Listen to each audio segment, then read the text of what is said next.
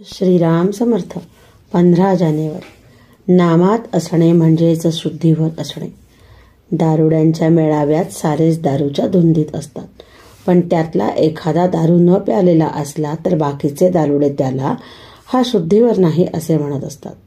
वास्तविक तोच एकटा शुद्धीवर असून बाकीचेच खरे गैरसावध आहेत.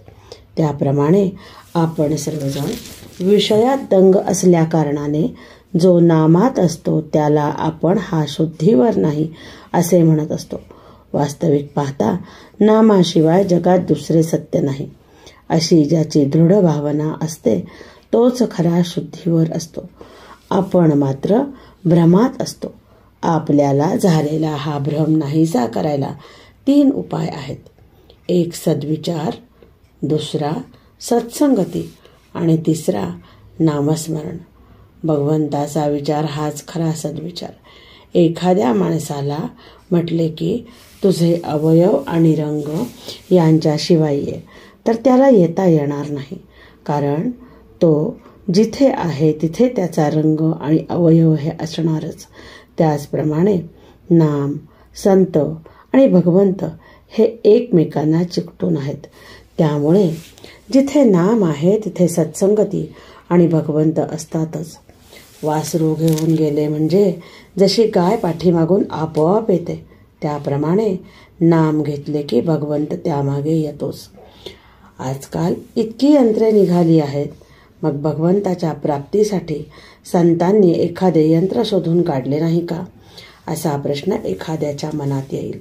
तर त्याचे उत्तर सोपे आहे. असे यंत्र संतांनी केव्हाच शोधून काढले आहे. त्या यंत्राचे नाव आहे रामनाम. हे यंत्र सर्वांना मिळू शकते, सर्वांना वापरता येते, शिवाय ते कधीच गंजत नाही. भक्त, भगवंत आणि नाम ही तिन्ही एकरूपच आहेत. जिथे नाम आहे तिथे भक्त आहे आणि तिथेच भगवंत आहे. म्हणून नाम सर्वात श्रेष्ठ आहे. ते नाम अनन्य होऊन आपण घेऊया. नाल्यातून गटारातून पाणी वाहते, ते किती घाण असते, पण ते नदीलाच मिळते आणि ती सागराला मिळते. सागर त्या सर्वांना सागररूप करून टाकतो. तसे मनुष्य कितीही पापी, दोषी, अपराधी असू द्या, त्याने नाम नदीची कास धरली की तो रामसागर रूप झालाच म्हणून समजा. भगवंताला विसरणे हे सर्वात मोठे पाप आहे. नामाने भगवंताचे स्मरण होते, म्हणून नामाने पाप नाहीसे होते.